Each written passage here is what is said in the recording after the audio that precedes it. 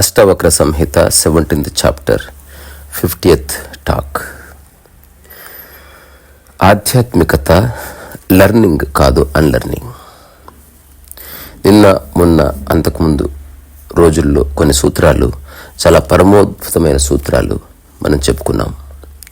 అష్టవక్రుడి చేష్ట అపూర్వమైంది, జనకుడి స్పందన అత్యద్భుతమైంది. అలాగే వినేవాళ్ళ యొక్క ఇంటెన్షన్ కూడా అత్యద్భుతమైంది. ఇక్కడ ఎవరు తక్కువ కాదు, ఎక్కువ కాదు. వ్యక్తి ప్రాధాన్యత లేదు, విషయ ప్రాధాన్యత ఉంది. ఒక విషయాన్ని తెలుసుకొని అక్కడి నుంచి మనస్సుని అన్నిటి నుంచి విముక్తి చేయాలి. ఈ భూమి మీద మనిషి సృష్టించుకున్న ప్రపంచం మనిషికి అవరోధం అని మనిషి తెలుసుకున్న రోజు వరకు మనిషి బాధపడుతూనే ఉంటాడు. మనిషి పుట్టిన దగ్గర నుంచి కొంతకాలం తర్వాత విద్యా వ్యవస్థ వల్ల, టీచర్స్ వల్ల, పేరెంట్స్ వల్ల, రకరకాల ఏజెన్సీస్ వల్ల తనలో రకరకాల విషయాలు నింపే ప్రయత్నం చేస్తారు. సో విశ్వవిద్యాలయాలు, స్కూల్స్, కాలేజెస్, యూనివర్సిటీస్ ఇవన్నీ మనిషికి నేర్పించే ప్రక్రియని కొనసాగిస్తాయి. అవన్నీ ప్రపంచంలో మనిషి కాస్త సర్వైవ్ కావడానికి ఉపయోగపడతాయి, కానీ మనిషి ఆనందానికి, మనిషి యొక్క సహజ శాంతికి, సహజ సుఖానికి అవి ఉపయోగపడతాయా లేదా అని ఎవరైతే ఆలోచిస్తారో అట్లాంటి వాళ్ళకి ఆత్మవిద్యకు సంబంధించినటువంటి జ్ఞానం కావాలన్న ఒక జిజ్ఞాస బయలుదేరుతుంది. సో రాజైన జనకుడికి అట్లాంటి జిజ్ఞాసనే బయలుదేరింది. అసలు ముక్తి, మోక్షం, వైరాగ్యం, ఒక సహజ జ్ఞానం ఏమిటి అని అష్టావక్రుడు అడిగినప్పుడు అష్టావక్రుడు చెప్పిన జవాబులు చాలా మహత్వపూర్ణమైనవి. ఇవి అష్టావక్రుడు జనకి చెప్తున్నవే కాదు, ఈ ప్రపంచంలో ఎవరికైనా చెప్పేవి. ఒకవేళ కృష్ణుడు భగవద్గీతని అర్జునునికి బోధిస్తే అర్జునుని యొక్క మానసిక స్థితిని బట్టి కృష్ణుడు చెప్పినట్టు మనకు స్పష్టంగా కనిపిస్తుంది. కానీ అష్టవక్రుడు చెప్తుంది సమస్త మానవాళికి. జనకుని మాధ్యమంగా చేసుకొని కొంత జనకునికి, కొంత జనకుని ద్వారా సమస్త విశ్వానికి, సమస్త విశ్వంలోని ప్రజలకి అష్టవక్రుడు చెప్పే ప్రయత్నం చేస్తున్నాడు. అన్లర్న్. మనిషి యొక్క స్మృతి శూన్యం కావాలి. ఇప్పటి వరకు నీవు తెలుసుకున్న, నీవు నా అని బంధం పెనవేసుకున్న రకరకాల విషయాలన్నీ అవిద్య, అవన్నీ అన్లర్న్ చేయబడాలి. తిరిగి నీ సహజ మానసిక వికాసంలోకి, ఒక సహజ ఆకాశంలోకి నువ్వు అడుగు పెట్టాలి. దాని గురించి అష్టవక్రుడు ఎన్నో రకాలుగా ఆత్మజ్ఞానానికి సంబంధించిన తేలికైన సూత్రాన్ని పరిచయం చేస్తున్నాడు. ఈ సూత్రం పరమాద్భుతమైంది. విస్మరణ గురించి చెప్పే సూత్రం ఇది. సో ఒకటి ఉంది, దానితో నీకు బంధం ఉంది. ఆ బంధం ఎవరు ఏర్పాటు చేశారు? నీ మనస్సు ఏర్పాటు చేసింది. దాని పట్ల నీకున్న ధారణ, దాని పట్ల నీకున్నటువంటి వ్యామోహం, దాని పట్ల నీకున్న మోహం, అదంతా మనసులోనే ఏర్పాటైంది. అది నీకెవరిచ్చారు? అలా చేసుకోమని ఎవరు చెప్పారు? ఈ చుట్టుపక్కల ఉన్న ప్రపంచాన్ని చూసి ఒక రకమైన అధ్యాస, ఒక రకమైన అవిద్య నీలో ఏర్పడ్డాయి. సో అష్టావక్రుడు చెప్తున్నది, ఈ అధ్యాస నుంచి బయటికి రా.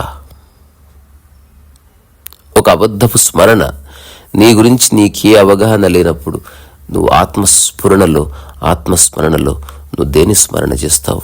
ఒక అబద్ధపు సత్యాన్ని స్మరణ చేస్తావు. ఈ 17వ చాప్టర్ ఇంకా సూక్ష్మాతి సూక్ష్మమైన విషయాల వైపు నిన్ను తీసుకెళ్తుంది. నువ్వు కాస్త చేయందిస్తే అష్టావక్రుడికి నిన్ను గట్టు మీద పడేస్తాడు, నిన్ను విముక్తులు నిలబెడతాడు అప్రయత్నంగా. నీలో కర్తాభావన ఎన్ని రకాలుగా వస్తుందో అష్టావక్రుడు చెప్పే ప్రయత్నం చేస్తున్నాడు. ఏదైనా ఒక సందర్భం వస్తే తప్ప తెలియదు నీలో కర్తభావన ఏ విధంగా పెనవేసుకుపోయిందో, ఎంత బలంగా నీతో ఒక ఆట ఆడుకుంటుందో. సో ఈరోజు అష్టావక్రుడు చెప్పే సూత్రంలోకి వెళదాం. వాచక్ష్వ శృణువాతాత నానాశాస్త్రాణ్యనేకశ తదాపి నా తవ స్వాస్థ్యం సర్వవిస్మరణాధృతే. సర్వవిస్మరణాధృతే. ఓ జనక, ఓ చిరంజీవి, నువ్వు నానా విధాల శాస్త్రాలు విన్నావు, నేర్చావు.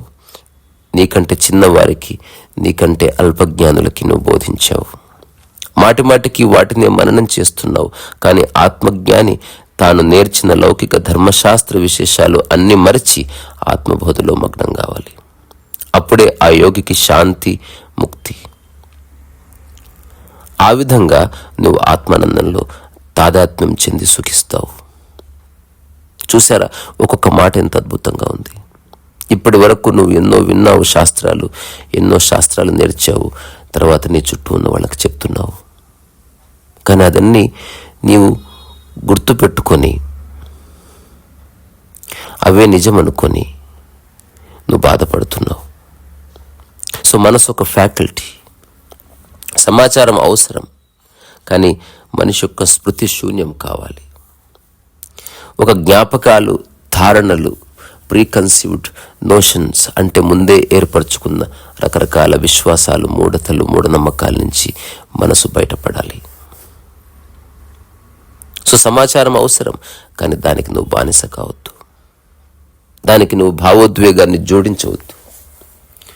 శాస్త్రము అవసరమే, పుస్తకాలు అవసరమే, పురాణాలు అవసరమే, ఈ ప్రపంచంలో ఉన్న లౌకిక వ్యవహారాలు అవసరమే. అది అవసరం ఉన్నంత వరకు ఒక ఫ్యాకల్టీగా ఉపయోగించుకో. కానీ ఎప్పుడైతే నీ ఎదురుగా ఎవరు లేరో అన్నీ నీ మనసు నుంచి తుడిచేసి. మన ఇంట్లో ఉన్న వస్తువుల్ని మనం ఇలాగే వాడతాం. మన ఇంట్లో ఉన్న వస్తువుల్లాగే మనసును వాడి చూడు. ఇంట్లో సూది ఉంటుంది, 1 సంవత్సరంలో ఎప్పుడు వాడకపోవచ్చు, బట్ ఉంది. కానీ కాల్లో ముళ్ళు దిగినప్పుడు ఆ సూదిని ఉపయోగిస్తావు. ఉపయోగించిన తర్వాత, ఆ ముళ్ళు పోయిన తర్వాత ఆ సూదిని మెడలో వేసుకొని తిరగవు కదా. దాన్ని మళ్ళీ తిరిగి యథావిధిగా తన ప్రదేశంలో ఉంచి దాని నుంచి విముక్తి పొందుతావు. దానికి సంబంధించిన ఏ ఆలోచన, ఏ మాట, ఏ విచారణ, ఏ స్మరణ ఏమి ఉండవు. అక్కడ సంపూర్ణ విస్మరణ ఉంది. సో సంపూర్ణ విస్మరణ విముక్తి ఈ సూత్రం యొక్క మూలం ఇదే. ఇది గోడ మీద రాసి పెట్టుకోండి. సంపూర్ణ విస్మరణే విముక్తి. మనకి ఇప్పటివరకు ఆధ్యాత్మికతలో స్మరణ గురించి చెప్పారు. నీవెవరో నిరంతరం స్మరించుకో. నిన్నే ఎవరో ఒక మిత్రుడు నాకు ఒక పుస్తకం బహుమతిగా ఇచ్చాడు. అది సద్గురు సంబంధించిన రకరకాల ప్రవచనాలు. అతను ఎంత సత్యం చెప్పాడు. ఎవ్వరు మంచి చెప్పినా తీసుకోవలసిందే. అన్ని శాస్త్రాల్లోనూ మంచి ఉంది, అలాగే కొన్ని శాస్త్రాల్లో మూఢతలు ఉన్నాయి. కొన్ని శాస్త్రాల్లో గమ్యస్థానానికి చేర్చడానికి మార్గం ఉంది, కానీ అది పూర్తిగా గమ్యస్థానంలో నిలబెట్టవు. సో సద్గురు చెప్పిన మాట ఏమిటి? Don't polish your ignorance because it may shine. అంటే నీ అజ్ఞానాన్ని పాలిష్ చేసుకోకు. ఒకవేళ దాన్ని పాలిష్ చేస్తే అది మెరిసే అవకాశం ఉంది. సో నీ అహంకారాన్ని పాలిష్ చేసుకోవద్దు, నీ అబద్ధపు సెల్ఫ్ని పాలిష్ చేసుకోవద్దు. అష్టవకుడు చెప్తున్న సూత్రం ఇది. నీవెవరో నీకు తెలియకుండా ఏదైతే నిన్ను నీవు అనుకుంటున్నావో దాన్ని నువ్వు గట్టిగా పట్టుకొని దాన్ని స్మరిస్తూ పోకు. అట్లా అబద్ధం స్మరించబడుతుంది. సో నీకు శాంతి కావాలా అంటే నువ్వు మరవడం నేర్చుకోవాలి. అవసరం కోసం అరువు, అవసరం కోసం కరువు, అవసరం కోసం ఏదైనా చేయి, కానీ తక్షణం దాన్ని పూర్తిగా నీ మనోఫలక నుంచి తీసేయగలిగే ఒకానొక రహస్యాత్మకమైన శస్త్రచికిత్స అష్టావకుడు చెప్తున్నాడు. ఇది పూర్తిగా అంతర్గత విషయం కాబట్టి దానికి ఆధారం మాటే.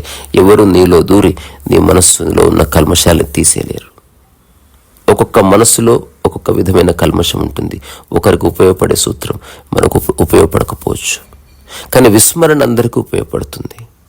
ఎగ్జాంపుల్, నీ మీద ఒక 10 బ్యాగులు పెట్టుకొని నిలబడ్డావు. ఒక వ్యక్తి ఒకటే బ్యాగ్ వేసుకుని నిలబడ్డాడు. ఒక వ్యక్తి చేతిలో గొడుగు పట్టుకున్నాడు, ఇంకొక వ్యక్తి చేతిలో చెంబు తట్ట పట్టుకున్నాడు, ఒకటి చీపురు పట్టుకున్నాడు. ఎలా పట్టుకోవాలి, ఎలా వాటిని మేనేజ్ చేయాలంటే శాస్త్రం అవసరం. జస్ట్ ఉన్న వాటిని వదిలేయండి, వాటిని విస్మరించండి అన్నప్పుడు ఏకకాలంలో అందరూ విముక్తిలోకి వస్తారు.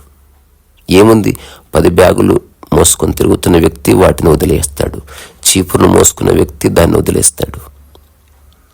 అలాగే చేతిలో ఒక వ్యక్తిని పట్టుకున్నవాడు, ఒక సిద్ధాంతాన్ని పట్టుకున్నవాడు దాన్ని వదిలేస్తాడు. లర్నింగ్కి సమయం అవసరం, అన్లర్నింగ్కి ఏ సమయం అవసరం లేదు. అన్లర్నింగ్ని సమయంలో పెట్టి చూస్తే నీ జీవితంలో విముక్తి లేదు.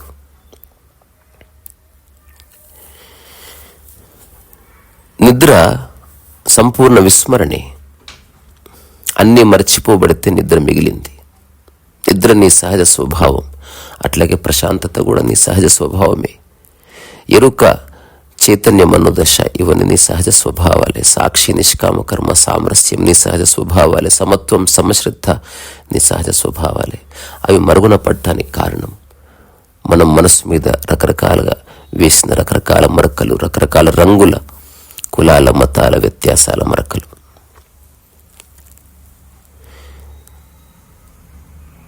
సో ఇప్పుడు నీవు నేర్చుకునే శాస్త్రాలు, నీవు విన్న శాస్త్రాలు, ఇప్పటి వరకు నువ్వు రకరకాల వ్యక్తులకు బోధించిన శాస్త్రాలు, ఇవన్నీ గుర్తుపెట్టుకోండి, ఇవన్నీ మైండ్ అనే ఫ్యాకల్టీలోనే ఉన్నాయి. శరీరానికి ఏ శాస్త్రం అక్కర్లేదు, ఆత్మ శాస్త్రానికి అతీతం. సో అష్టావకుడు చెప్పే సూత్రంలో అంతరార్థం చాలా అద్భుతమైంది. సో శరీరము, ఆత్మ రెండు విముక్తిలోనే ఉన్నాయి, రెండు సుస్థిరముగానే ఉన్నాయి, రెండు సంస్థితమయ్యే ఉన్నాయి. ఈ రెండిటి మధ్యన అడ్డంకి మనస్సు, దాంట్లో ప్రోధి చేసుకున్న సమాచారం. ఎప్పుడైనా చూసారా, ఒక చిన్న పిల్లవాడు నిద్ర వచ్చిన వెంటనే పడుకుంటాడు, మనసు అడ్డం రావడం లేదు. ఒక చిన్న పిల్లవాడు వెంటనే లేచి ఆడుకుంటాడు, మనసు మధ్యలో రావడం లేదు. తన సమాచారం తనకి అడ్డు రావడం లేదు, అక్కడ సమాచారం లేదు కాబట్టి అడ్డు రావడం లేదు, సరే. కానీ మనిషి విశ్వవిద్యాలయాల్లో, కాలేజీల్లో, ఇంట్లో, తర్వాత రకరకాల వ్యక్తులు చెప్పిన రకరకాల సమాచారాలని సత్యం అనుకొని, ఆ సత్యాన్ని తన మీద ఆపాదించుకొని, అట్లా ఒక అబద్ధపు సెల్ఫ్ని క్రియేట్ చేసుకొని దాన్నే పాలిష్ చేసుకుంటూ ఎంతో బాధపడుతున్నాడు. సో అష్టావక్రుడు సంవేదన రహితంగా ఉండమని చెప్పడు, అష్టావక్రుడు అంటి ముట్టనట్టుగా ఉండమని చెప్పడు. అష్టావక్రుడు నిజంగా ఒక సంసారికి కానీ, సన్యాసికి కానీ, ఈ ప్రపంచంలో ఉన్న ఎలాంటి మనిషినైనా విముక్తిలో నిలబెట్టే మాటలే చెప్తున్నాడు. సందర్భం వచ్చినప్పుడు ఆ సందర్భోచితంగా ఏది అవసరం అది చెయ్యి, కానీ వెంటనే దాన్ని వదిలేయి. జీవితంలో దాన్ని మళ్ళీ స్మరించకు. మళ్ళీ గుర్తుపెట్టుకొని ఎప్పుడో సందర్భం వచ్చినప్పుడు చెప్పవలసి వస్తే మనస్సు అనే ఒక ఫ్యాకల్టీని ఉపయోగించుకొని సమాచారంగా మాత్రమే చెప్పు. దానిలో భావోద్వేగపు మరకని తీసేసి. ఈ ప్రపంచంలో, ప్రకృతిలో భావోద్వేగానికి సంబంధించిన నిర్వచనం వేరే. ఒక మనిషికి ప్రపంచంలో ఇరుక్కుపోయినప్పుడు ఒకటే అంశానికి సంబంధించిన భావోద్వేగం మాటి మాటికి వస్తుంది. దానికి కారణం స్మరణ, జ్ఞాపకం, ధారణ. ఇది చాలా అనారోగ్య లక్షణం. భావోద్వేగం రాని, కానీ జీవితంలో తిరిగి రానివ్వకు. ఒకసారి దాన్ని వ్యక్తపరిచావు, అక్కడితో అయిపోయింది. ఒక కోతి మరణిస్తే మిగతా కోతులన్నీ కాస్త భావోద్వేగానికి లోనైతాయి, కానీ జీవితంలో మళ్ళీ ఆ కోతిని కానీ, ఆ కోతికి సంబంధించిన జ్ఞాపకాలు కానీ అవి క్యారీ చేయవు. మనం అనుకుంటాం మనుషులం కాబట్టి కోతికున్న మెదడు, దానికున్న స్థాయి వేరు, వాటికి జ్ఞాపకాలు ఉండవు, గుర్తించుకునే ఒకనొక బ్రెయిన్ స్ట్రక్చర్ దానికి లేదు అన్నది సైన్స్ చెప్తుంది. I agree with it. లేదు కాబట్టి గుర్తుండటం లేదు. నువ్వు ఉన్నా కూడా గుర్తు పెట్టుకోకూడదు. నీ చేతులు ఉన్నాయి, దానికి పట్టుకునే ఒక అలవాటు ఉంది, కానీ నిరంతరం దేన్ని పట్టుకోవు కదా. అవసరమైనప్పుడు పట్టుకొని వదిలేస్తుంది చెయ్యి. ఆత్మ దేన్ని పట్టుకోదు. మనసు అవసరం ఉన్నా లేకున్నా పట్టుకుంటుంది. ఈ చిన్న బైఫర్కేషన్ గుర్తించండి. నేను మళ్ళీ తిరిగి రిపీట్ చేస్తాను. చెయ్యి పట్టుకోగలదు, కానీ నీ చేయితో ఎప్పుడు ఎక్కువసేపు దేన్ని పట్టుకోవడం లేదు. ఆత్మకు దేది పట్టుకోదు, కానీ మనసు అవసరం లేని దాన్ని, ప్రతిదాన్ని పట్టుకుని నిరంతరం నిన్ను బాధకు, శరీరాన్ని బాధకు, ఆత్మని కనబడనీయకుండా చేస్తుంది.